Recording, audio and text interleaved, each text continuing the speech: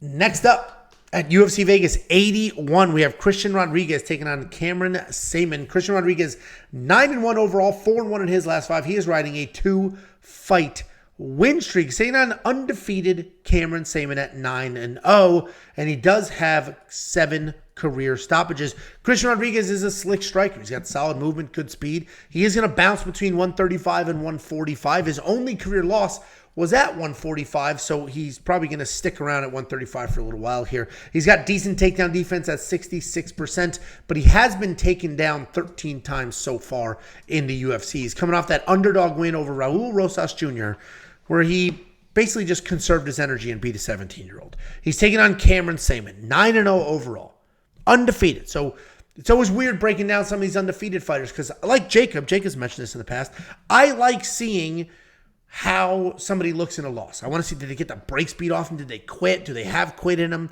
I like seeing what a loss looks like. We haven't really seen that yet out of Cameron Saaiman, but he is a fun technical striker. He can grapple when he needs to. He does a great job stepping into combinations, finishing them with leg kicks, and just when you think you have a striking cadence figured out, he's going to shoot. He's going to work in a spinning attack. He's going to work in some takedowns, and then he'll go from there. He's got solid jiu-jitsu, solid takedown, solid striking. Does not have incredible power, but he is fast. He is accurate, and he is pretty relentless. He's coming off that first-round knockout over Terrence Mitchell. I'm going to tell you right now, I'm on the Cameron Saaiman side. I like the plus money here. The reality is I do think this is a somewhat close fight. I think Cameron's probably going to be a little bit better of a striker, a little bit better of a grappler. I think Christian Rodriguez is getting far too much credit for beating a 17-year-old kid who gassed out. Raul Rosas Jr. beat the piss out of Christian Rodriguez and then got exhausted.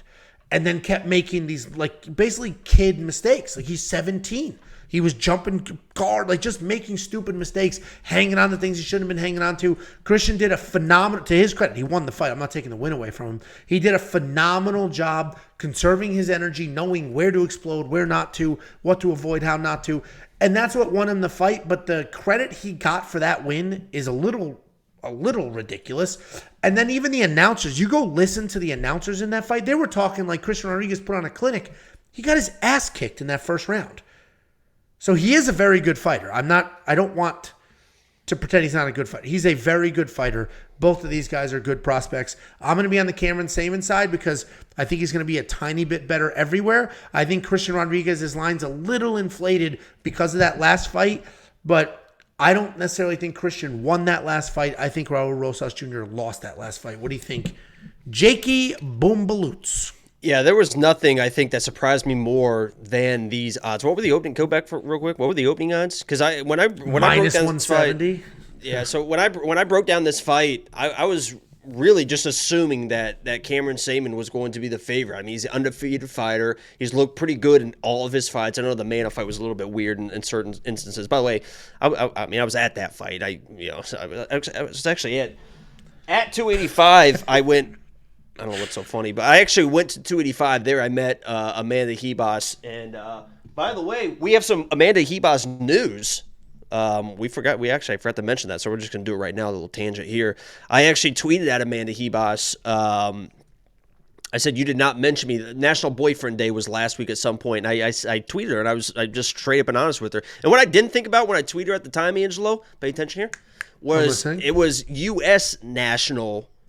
So she probably didn't even realize that it was because it's National Boyfriend Day for the U.S., which is different. So that's probably why. But I did tweet at her and was like, you didn't tag me. Like, what's going on here? You should have tagged me in National Boyfriend Day. Didn't expect a response, right? Because she's got to be kind of casual about that type of stuff. Oh, yeah. But we got a response, Angelo. And here's the post here. It says, it's a little video as well. The little kid crying. I said, you forgot to tag me in National Boyfriend Day at Amanda. And this was her response. So you read into this how you want. Oh, she put her own gif of her kissing somebody on the cheek. Okay. So there you go. I mean, that's not Photoshop. That's nothing. So nice. That's that's getting pretty serious, I think. It's pretty serious. I think she's starting to send those messages like, you're wearing her down, dude. You're wearing her down. I think she saw the Deanna stuff and was like, I told Discord, I was like, the best way to get a girl is to move on to the next girl, because then that girl that you wanted is going to see that, and they're going to fucking, oh boy. So, Amanda, we're excited to get this thing rolling. But, yeah. How did I get there? Yeah, oh, the 285. I don't know how you got there. So the 285 fight. Cameron Saaiman, to me, I thought he was gonna be the favorite in this match. How did I get there was so genuine, because you definitely like, how did I get there? I'm looking at Cameron Saaiman I'm like, he's not Brazilian. I'm like, what the fuck? How the fuck did we make this connection? But Cameron Saaiman, to me, is the better, I don't want to say overall fighter in this matchup, but what it comes down to is, just like I broke down the what's his name? The second fight that against Chris Gutierrez. Who's fighting Chris Gutierrez? Alatang Haley? Yeah, Alatang Haley. And I said Alatang Haley can win this fight, but he's got to win it in a certain way. He's got to win it with pressure. Cameron Saaiman can win this fight. He should win this fight, but he's got to treat this like a kickboxing match. He is the faster striker. He should be able to win basically every striking exchange in this matchup. If he keeps his distance, uses those kicks, uses his speed, and just pick this guy apart. Not that Christian can't strike, but he's more of just kind of a plodding boxing style striker. And Cameron's got the speed. He's got the in and out. But if Cameron comes in and tries to wrestle this guy for whatever fucking reason, I have no idea why he would want to do that, because Christian has shown that he can out-scramble and wear people down, even if you are winning the exchanges, even if you're winning the exchange, even if you're on top, he's going to make you work in the wrestling, and you're going to all of a sudden realize, holy shit, I'm a little bit tired. When people get tired, they want to wrestle more, and then Christian is going to win those exchanges. So my pick is Cameron Saaiman in this matchup. But the second, if he shoots one takedown, I'm fucked. That's how I feel about it. Is that if his game plan is to try to grapple this guy, he's fucked. He's probably going to lose this fight. But if his game plan is, hey, I don't want to wrestle, I'm going to strike, I'm going to make this kickboxing match, he should win this matchup. So it's kind of like up to Cameron in my mind, how he fights. So my pick is Cameron, but I'm a little bit, because he seems like somebody that's going to be like, oh, I'm going to wrestle this guy. And then fucking get swept and get dominated.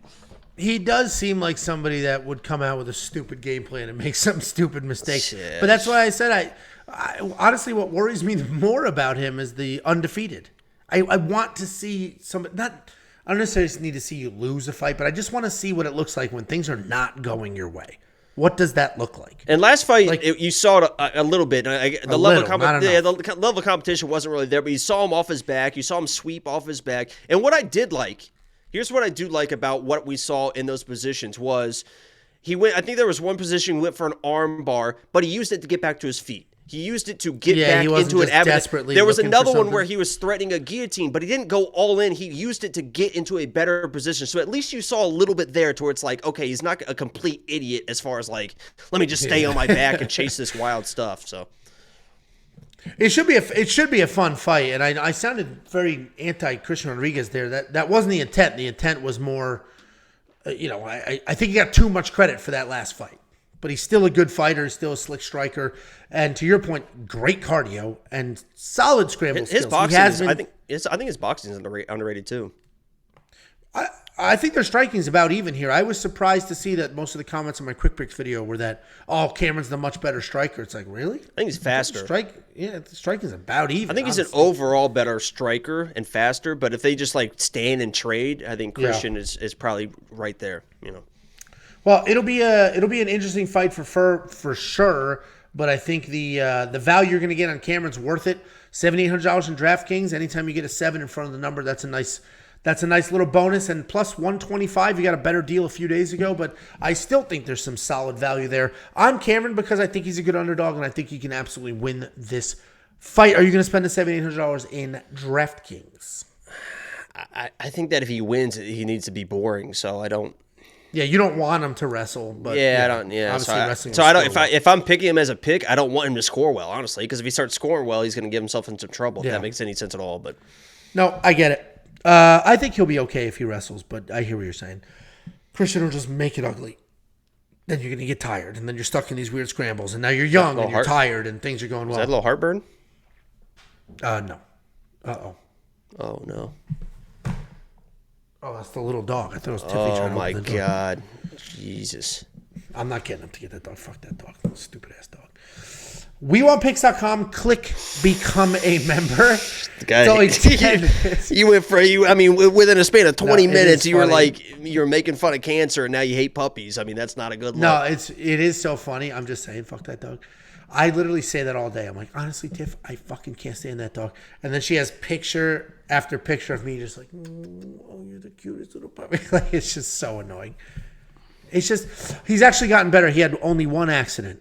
He's gotten much, much better. My issue is I hate the dog when he pisses on the floor.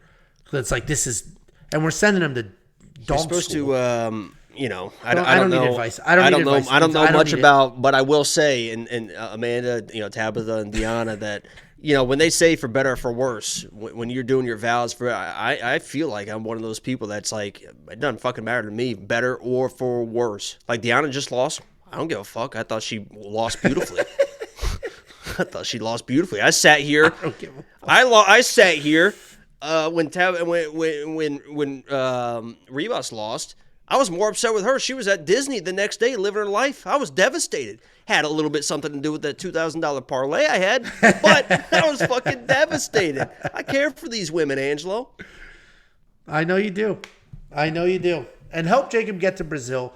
Only $10 a month for 30 cents a day.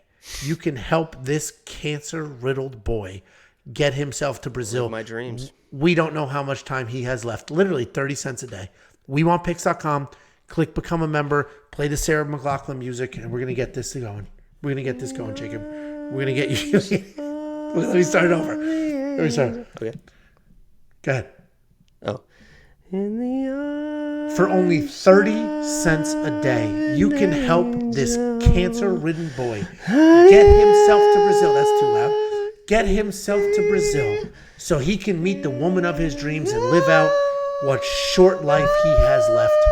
WeWantPicks.com. It is only $10 a month. Not only are you going to help this what looks like starving child, you will also get picks, bets, tools, data, insight, and more. I don't even know the song, to be honest with you. I'm just trying to... It was solid. It was solid. Well done, Jacob. Someone said unsub. How can you fucking unsub from that, Richard? Get the fuck out of here, pussy. Richard sucks.